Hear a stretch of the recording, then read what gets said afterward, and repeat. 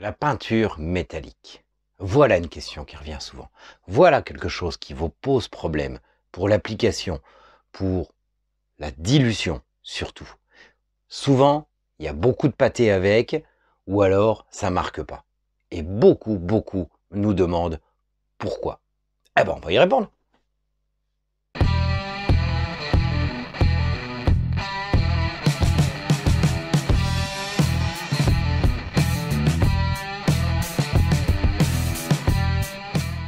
Bonjour à tous et bienvenue chez Ceral Painters. Oui, aujourd'hui on va parler de peinture métallique, qui est une peinture un peu spécifique à se servir.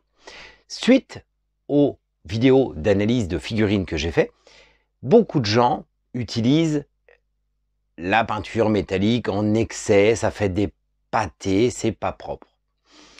Et dans les commentaires, derrière, j'ai des questions, oui, moi la peinture métallique... ça va pas, c'est trop pâteux ou c'est trop dilué. Parce qu'en fait, ça se dilue pas tout à fait comme de la peinture normale. C'est un peu spécifique. La peinture métallique est chargée de pigments métalliques dedans, qui flottent. Quand on la dilue un peu trop, les pigments se font la malle. Ils partent dans tous les sens et l'application est au pire, au mieux, incorrecte, au pire, dégueulasse. Donc, il va falloir la diluer intelligemment et la travailler intelligemment. Au final, c'est pas bien difficile, c'est juste qu'il va falloir la travailler de façon un peu spéciale. Ça demande un peu d'habitude, un peu de juger, mais vous allez voir, c'est très simple d'éviter de faire des gros pâtés avec. Alors, qu'est-ce qui se passe en général? La plupart des gens, ils la prennent en sortie de pot. En plus, ils prennent une belle grosse goutte au bout du pinceau et cette grosse goutte, ils l'appliquent. Et qu'est-ce que ça fait? Eh bien, ça fait des pâtés. On voit clairement que ça a été fait en monocouche une fois sec.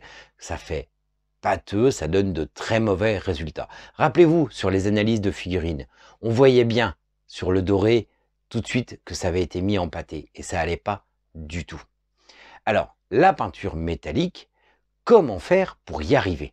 Vous allez voir, c'est vraiment pas difficile. Pour commencer, on va pas la prendre en sortie du pot. On va la poser sur une palette humide. Par transpiration de la palette humide, ça va déjà la diluer un peu.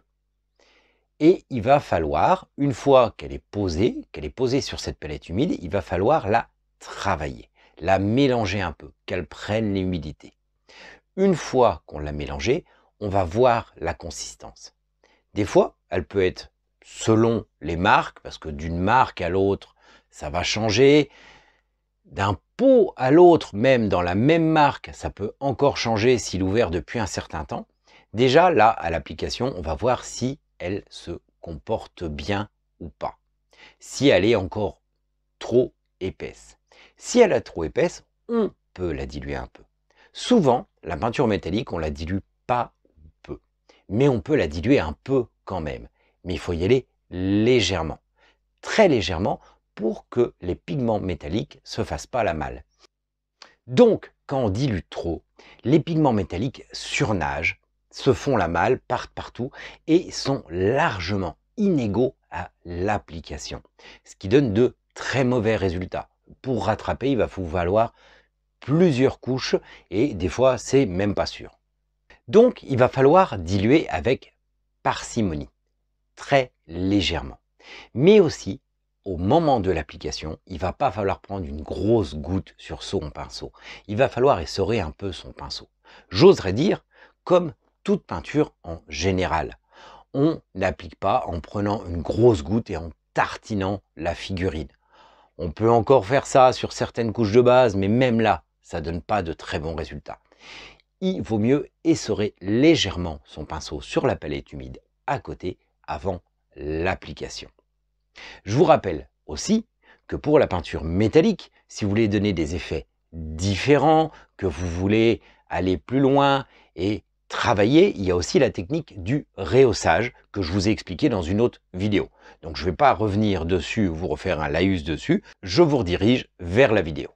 Donc, l'application, il va falloir légèrement diluer la peinture, que ce soit grâce à la palette humide ou en rajoutant un petit peu de médium en plus, mais très légèrement. Travailler la peinture, il va falloir bien la mélanger encore et encore, histoire qu'elle ait une bonne consistance d'application, et essuyer votre pinceau, quitte, avant de la prendre, à le rincer complètement, le nettoyer et reprendre, histoire de ne pas avoir la peinture qui soit montée trop vers la virole après avoir mélangé. Comme ça, l'application sera bien plus nette. Et là, on peut voir que l'application est propre, nette. Elle demandera sûrement 2 couches, mais elle ne va pas faire de pâté. Et pourtant, elle va marquer. Si c'était trop dilué, on aurait eu essentiellement du médium et des pigments métalliques un peu à droite, un peu à gauche, mais rien de bien correct. Et vous allez me dire, et à l'aéro? Alors, à l'aéro, c'est encore pire. La peinture métallique à l'aéro, c'est très compliqué. L'idéal, c'est d'utiliser des peintures métalliques déjà toutes prêtes pour aéro, parce qu'elles ont un mélange particulier qui va faire qu'elles vont être bien fluides, qu'elles vont bien passer dans l'aéro et s'appliquer toutes seules. Mais vous n'en avez pas forcément, surtout si vous faites rarement du métallique à l'aéro. Il y a quand même des solutions, vous inquiétez pas. Il va se poser le même problème. Si on dilue trop, on va avoir les pigments qui surnagent. Et même en mélangeant, on va voir qu'au moment de l'application, eh ben, ça balance essentiellement du médium et des pigments un peu à droite à gauche. Et c'est vraiment pas propre du tout. Donc il va falloir diluer bien moins. Là, je vous montre dans le godet d'aéro pour faire plus simple, mais l'idéal c'est quand même de le mélanger à côté, surtout quand on débute, pour bien voir la consistance.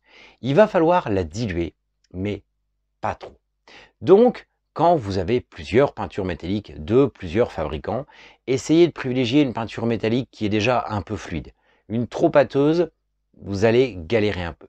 Mais il va falloir la diluer, mais surtout pas trop. Et il va falloir l'envoyer en pensant à 1. Remuer régulièrement, parce que les pigments vont avoir tendance à surnager quand même, et 2. Avec une pression assez basse et une pression du doigt très légère, pour en envoyer peu à chaque fois, faire un voile régulier. Si on envoie trop fort, les pigments vont se placer n'importe comment et ça va pas aller du tout.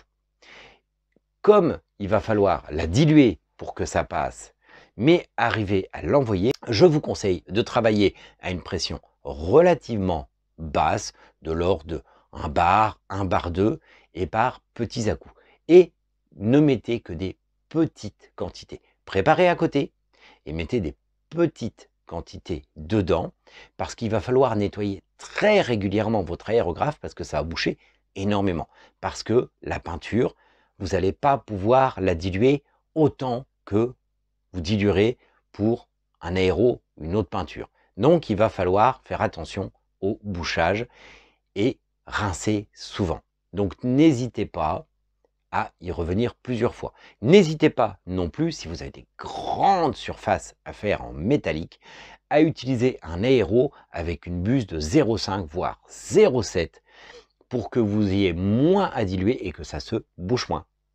D'ailleurs, à propos de peinture aéro, je crois que bientôt, on va vous tester un petit truc. Mais bon, ça, on verra à ce moment-là.